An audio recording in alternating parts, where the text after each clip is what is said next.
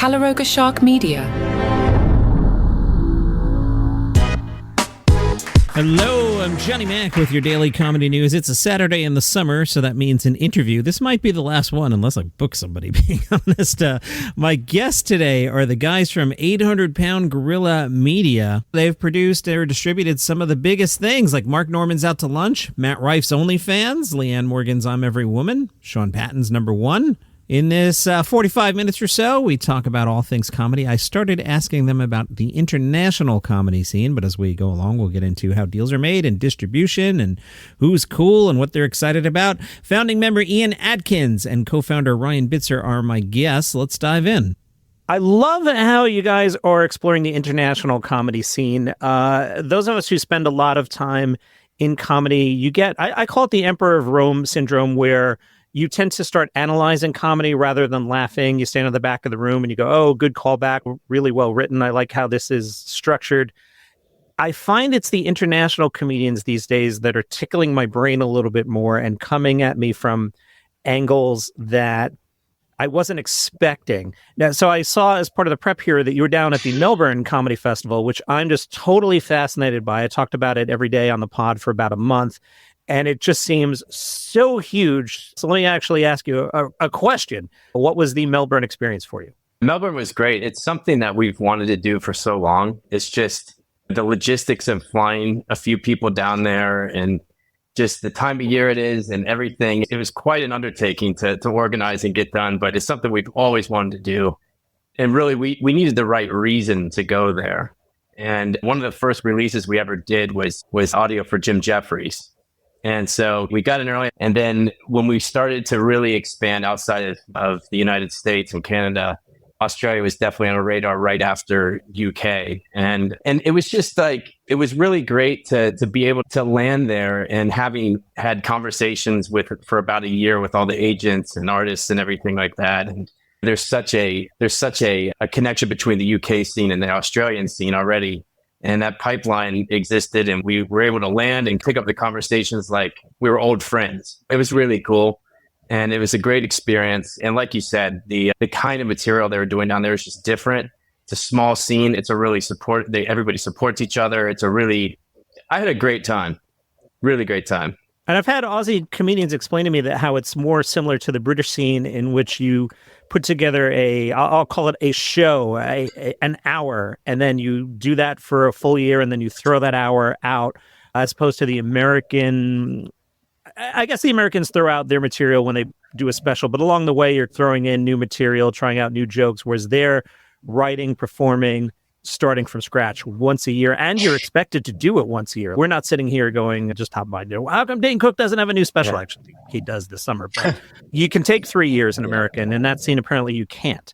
That's right. It's one of those things that's fascinating. What got our attention is going over there and being a part of Fringe, and then Melbourne Comedy Festival and Sydney Comedy Festival, in the same respect, is that so many of those great hours never got captured, whether it's audio, video, anything. So you've got these fantastic crafted narrative hours that have lost. And so that were lost to time. And so that was one of the real big opportunities that we saw to go down there. And this deserves to be put out properly, because if we're able to put this in front of the right audience internationally, no matter where you are, it's going to resonate. And because you are doing fresh hours every year, the budgets just aren't there sometimes to do that. And I think that we strategically pick the right projects to preserve. How did you navigate the scene? There's so many shows every night. Like, how do you pick? How do you, even as a podcast host, as I was going through the schedule, trying to pick out 3 or 4 to highlight every day for 30 days, there were so many. Like, how do you even navigate that?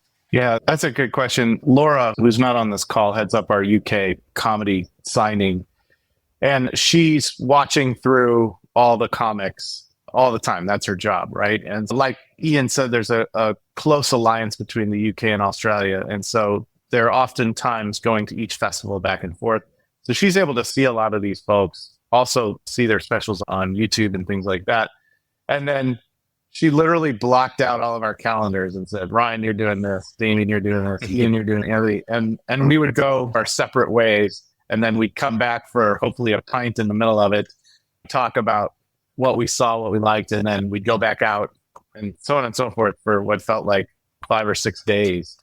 But she did a fabulous job of like, everyone go see these things so we can cover a lot of ground.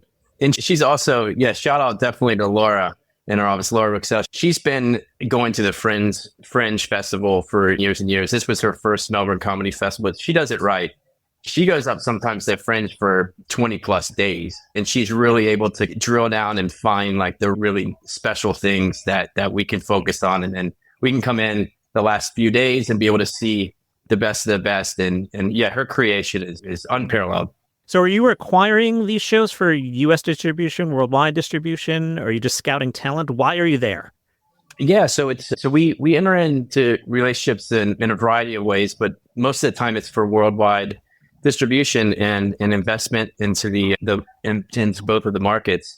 We also license stuff as well, but the goal is really comedy is so universal and it's not restricted by boundaries, race, religion, income, everything like that. So there's really a lot of potential for bits and acts and hours to really succeed in a number of countries. And I think it's really just the lack of promotion and being able to find the audience to put content in front of has always been historically the challenge. Just looking at our data and analytics that we use and when we market these releases, it's really fascinating to see the kind of people that resonate with somebody in Kentucky resonating with somebody from Glasgow. And it's really nice to see. And as you head towards Edinburgh, will it be the same sort of approach? That one's I've never done either. Always looking for a business reason to do so one of these years. But that just seems equally huge. And from what I've read in the past, I hope you're not sleeping in a tent or in somebody's garage. I hope you booked your hotel early.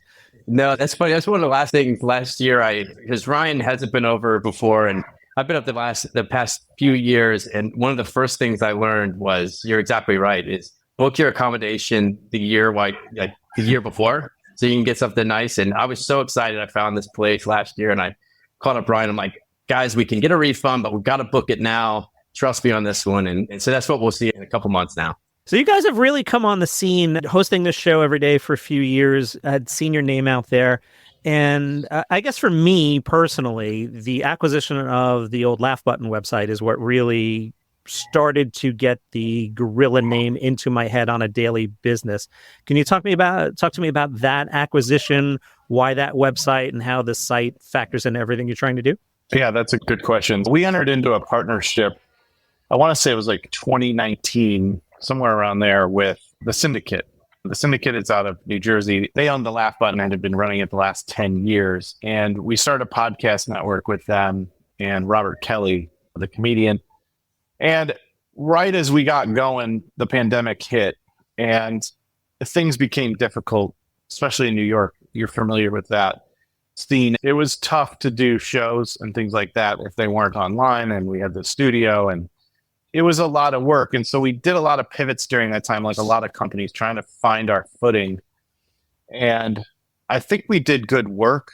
I think the amount of time we put into that entity didn't equal what the outcome should have been. And we decided we all reached a place at the same time where it was like, why don't we just all focus on our cores of what we do, and we'll part ways. And what do you do with the Laugh Button? And it was something we really liked, and something I think they were like, we want to see it have a good home and continue on. And so the fit was good for us because we have so many people coming to the site every day. It's like, what can we put in front of them that's topical, that's the thing they're interested in? And comedy, it just fits really well. And we acquired it at the end of that relationship and then rebranded it over the course of 3 to 6 months to 800-Pound Gorilla News, preserved all the links, all of the data that was within it, and then really, honed out that staff. So we have, 6, 7 articles coming out a day. I'm not sure what it is, Ian, but we keep it refreshed. We try to have people at the festivals reviewing everything, multiple news hits a day. And then the goal is to just, hey, if you like Kyle Kinane, because you're here for the news article, do you know he has the last 3 specials over here that you can watch? And that's the idea. It's a tremendous resource. I love being magicians, showing each other our tricks. I have a Substack, and I will write articles. Here's some podcasts that I'm listening to this week, and one or two of them will happen to be from my very own network. So I appreciate the Gorilla news site. It's a legit comedy news site that I use to prep for this show on a daily basis.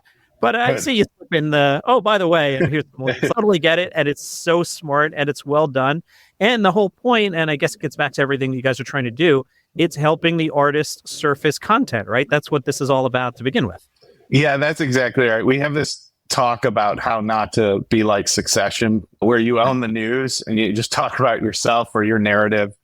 And so we try to really stay out of that world and not influence it. But to say that we don't put things in there that we want to showcase would be silly. Our goal is to do everything we can to help the people on our roster get to their next level.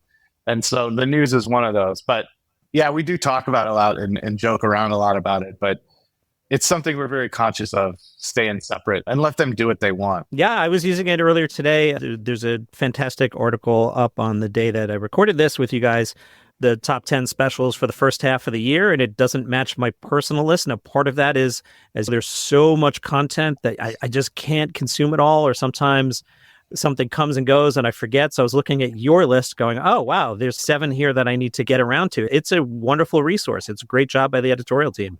That's great. They'll be happy to hear that. And it's really fun to watch because there's not many people in the space doing daily stand-up comedy news, and to see like an A-list artist retweet something is throwing like a bunch of caffeine all over it. They just get pumped. Like it's the excitement you can feel in the whole office whenever something like that happens. So it's really nice to see that it's resonating and people are finding out and staying current on what's happening in comedy. More with the 800-pound gorilla guys in a moment. I'll remind you, if you would like this program ad-free, you wouldn't have to listen to this upcoming ad break. You could go to calaroga.com/plus, and for $4.99 a month, the ads go away. I guess you'd still hear me doing this, though. Oh, well.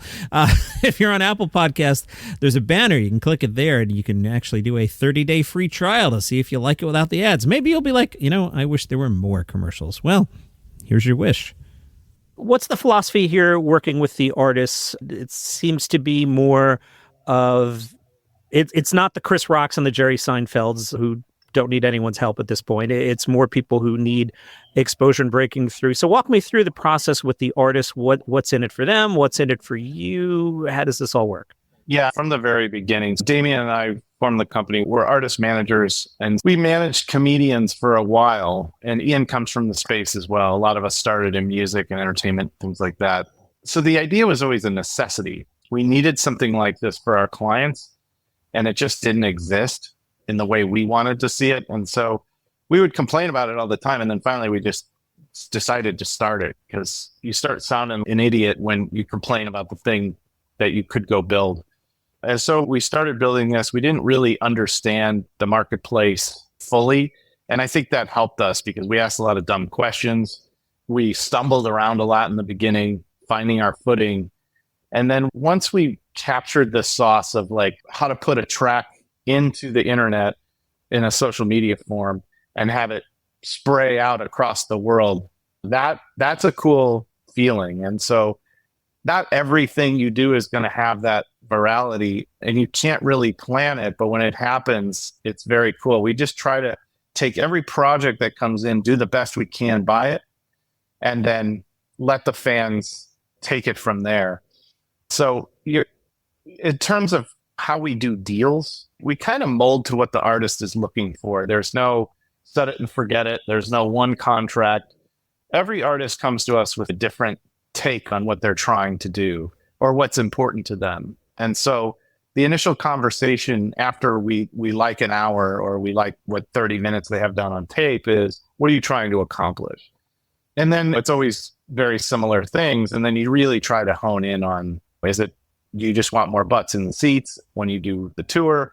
Do you want to make money?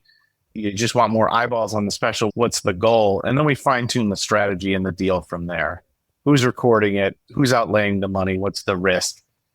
And then if we're putting up the money, then it's a pretty simple deal where it's like, we just want to make our money back. You're going to prove everything that we spend. So there's no BS. And then once the first dollar profit goes in, it's split.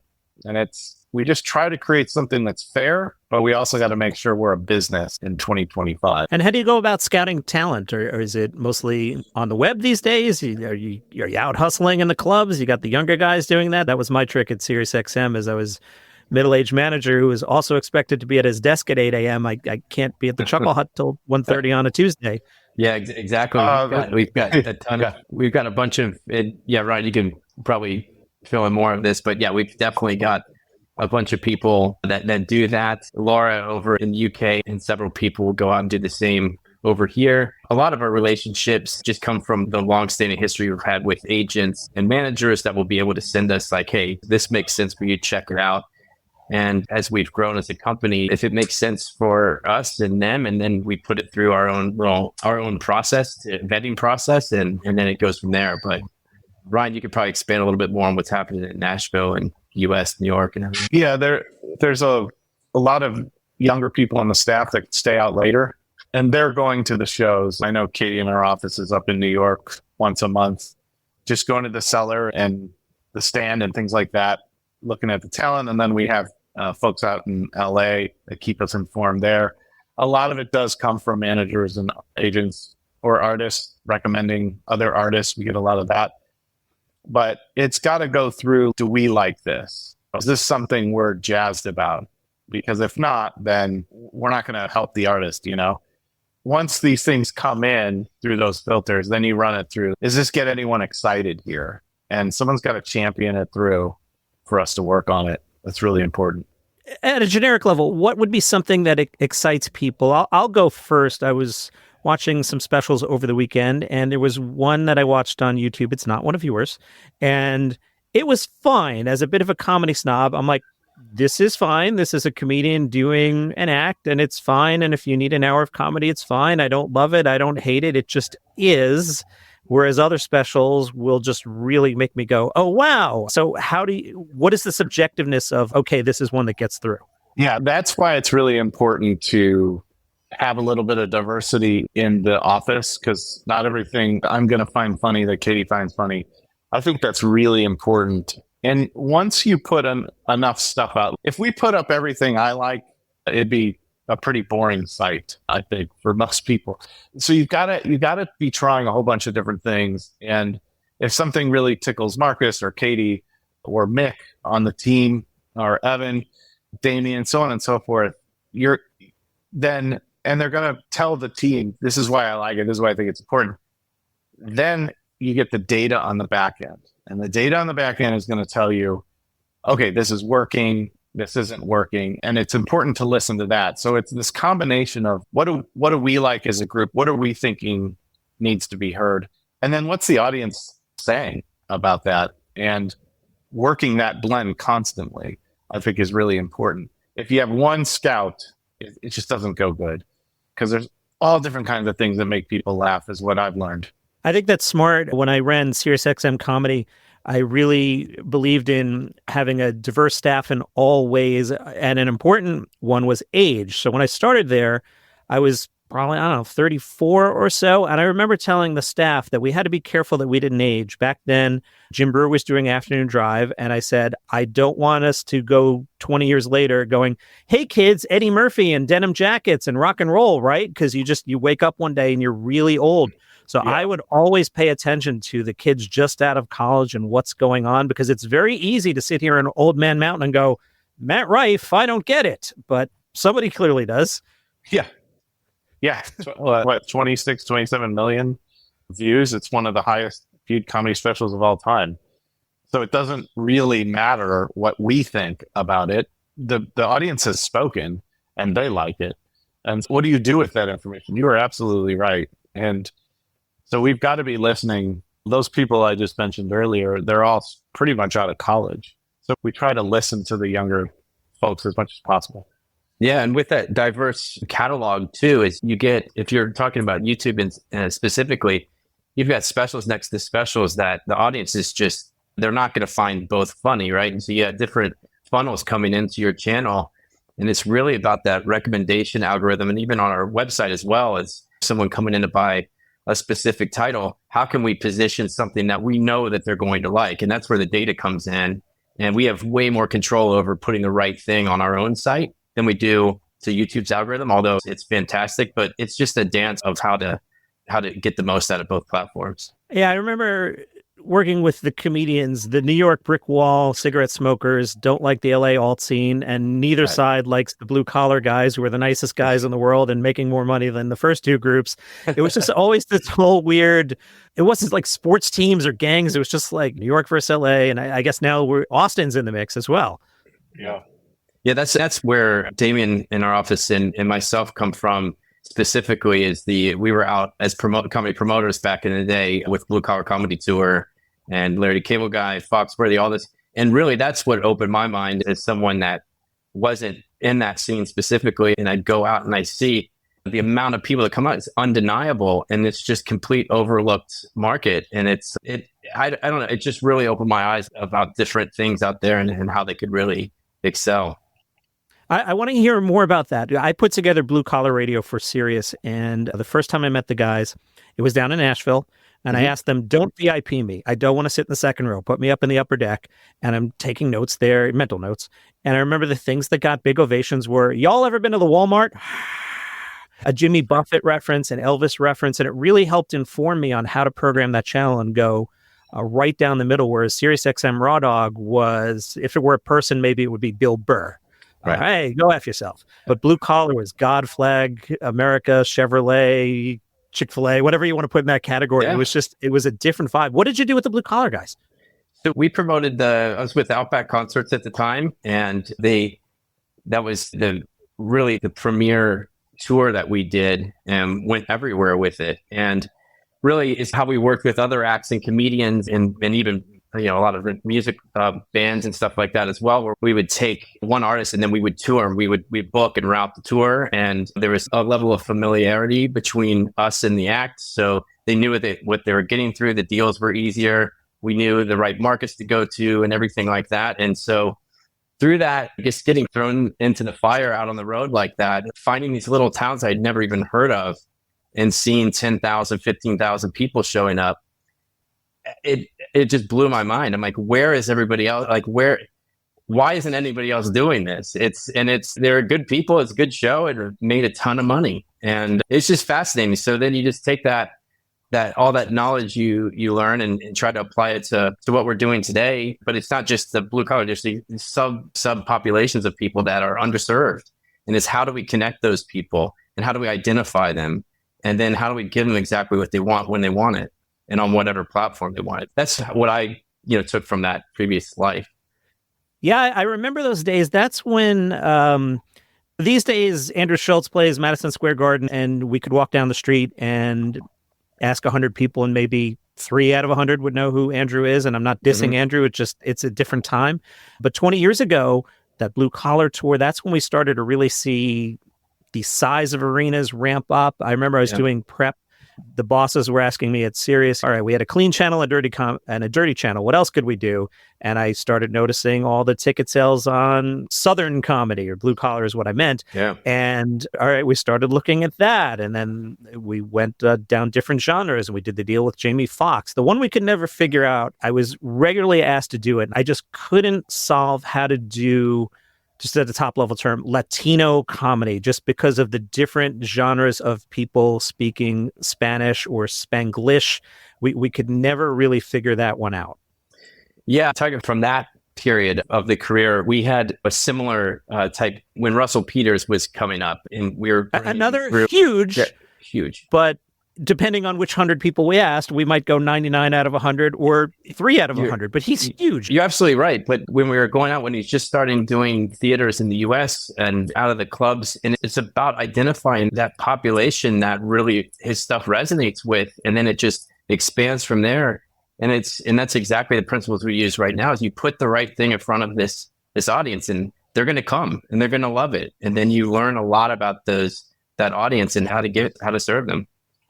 But yeah, yeah, absolutely. Joe Coy, unfortunately, best known right now for I think Taylor just murdered him is the way I phrase it on the podcast. If she would have just smiled at the joke and just went, it would have been fine. But the story just became Joe Okoye bombed at the Golden Globes, and he deserves better, but he's another guy that just is playing these huge arenas. Yeah. And what's fascinating, one of the things that to tie it back to Australia from the beginning is when I think Schultz had just been there and did 8 nights. Theo Von did 6 nights in arenas over there. And that blew my mind. And you start thinking about, it's the power of the podcast and that speaking directly to these people that are going to come out and support you. But I could not believe the amount of tickets they sold down there. And it was great to see because we've been working with Schultz for a long time. And just it's fascinating how quick that can happen. You're so right about the power of the podcast, Theo. Tim Dillon, Quiet Monster, just fantastic. I love that you guys are doing comedy albums here in 2024.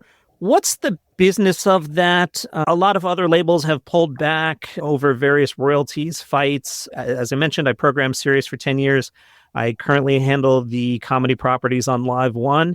And there's a lot of times not the depth of the library that used to be available because people have pulled things back. As a programmer, I love the discovery aspect. So I like what you guys are doing and having more lesser known names or new faces might be a better term. So what is the state of the comedy album? And are we doing physical releases or other than maybe a vinyl to be cool? Is that business dead? Is it all Apple?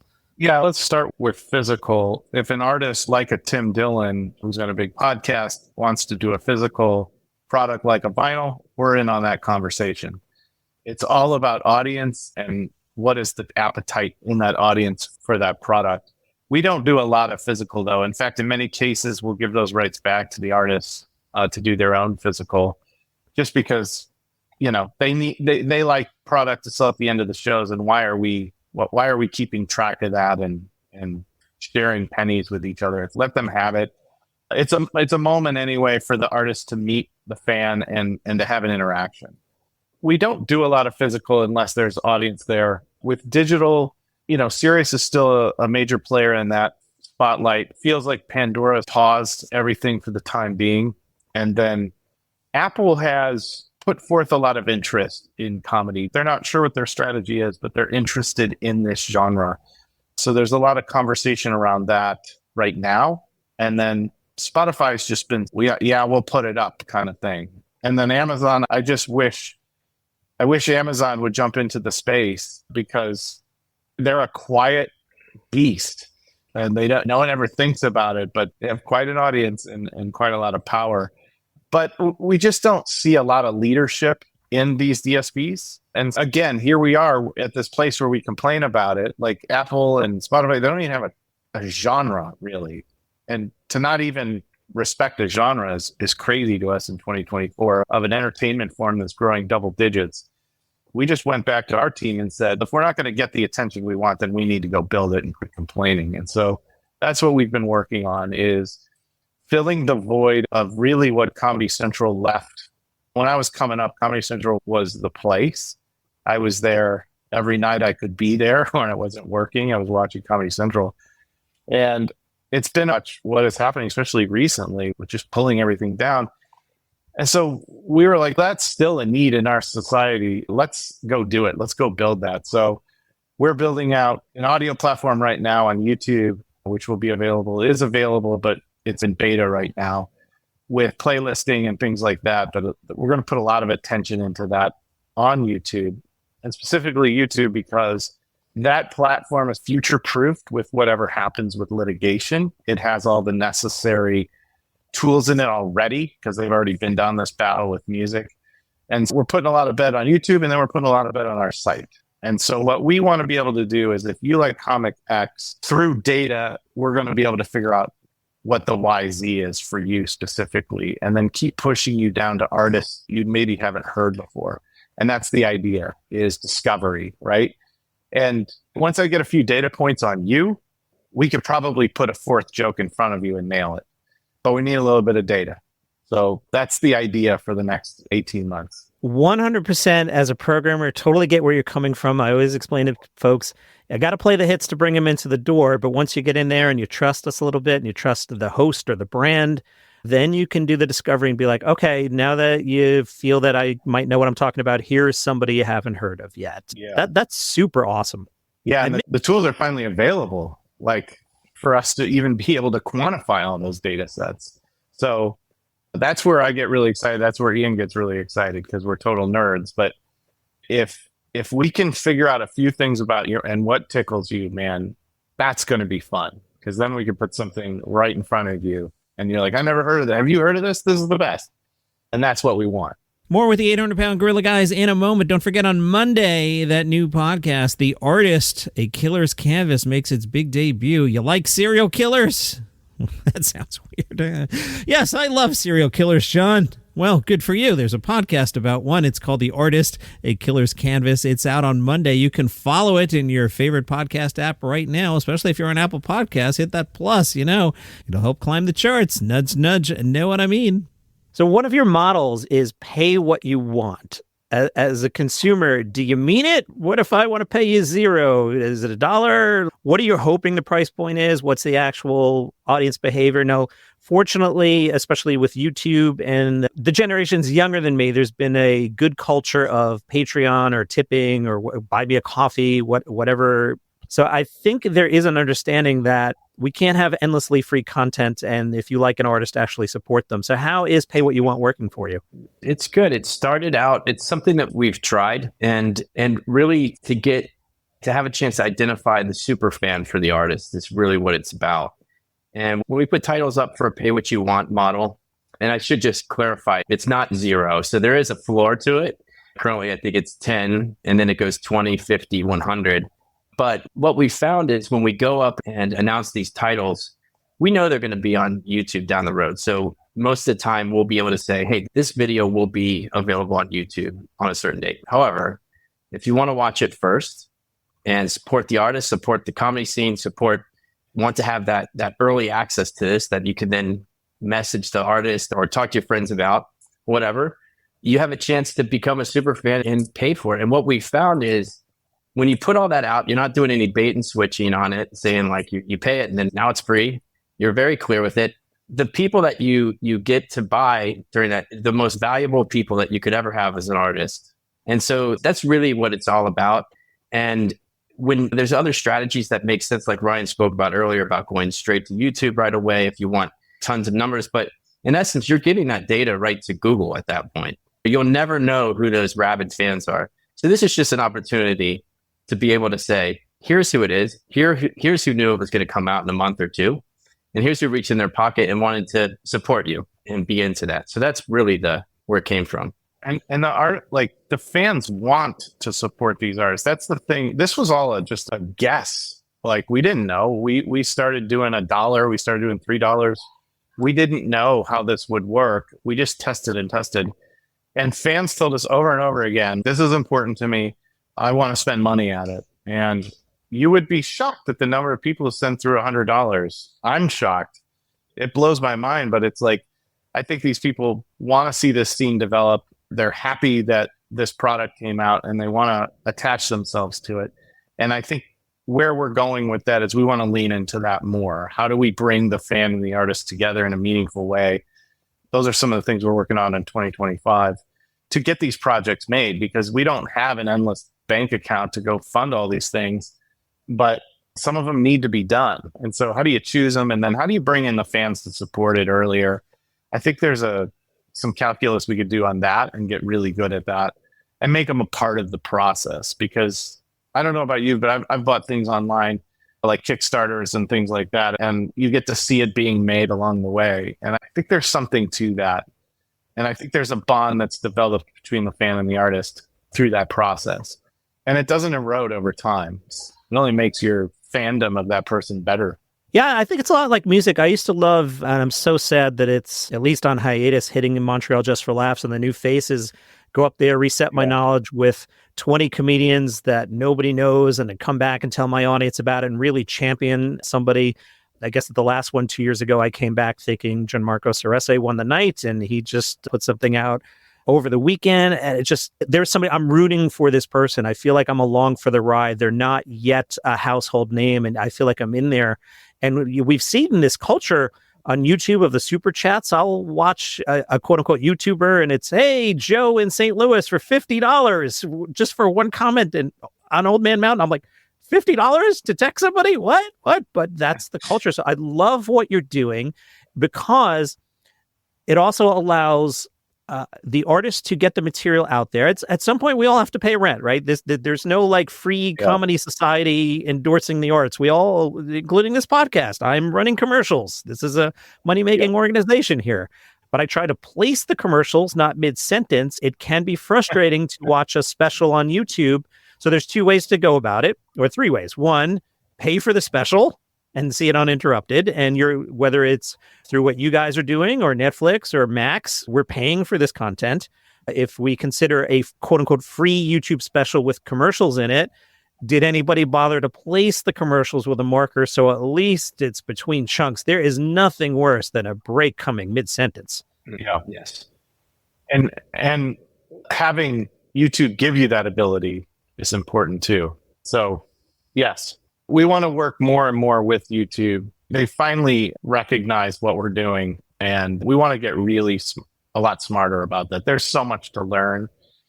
Every layer you get into that world, it feels like, oh, there's another layer. And so I think we're on our 3rd layer now. And I don't know how far it goes, to be honest.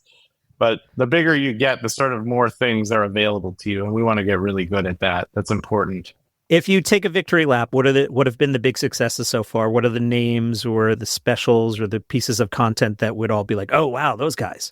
Yeah, I always start that conversation with the greatest asset we have is the team we've built here. We've got a team around the country and around the world that is the best in comedy right now. Person here who markets comedy is the smartest person marketing comedy in the world, in my opinion, right now.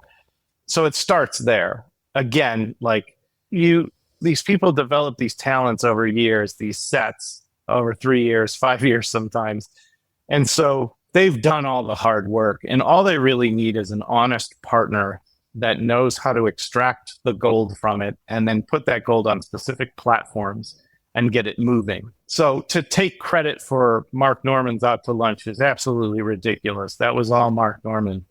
But did we know where to put it and how to get it out there? Yes. And that helped that career. And we couldn't be happier for Mark because he's a fabulous comic.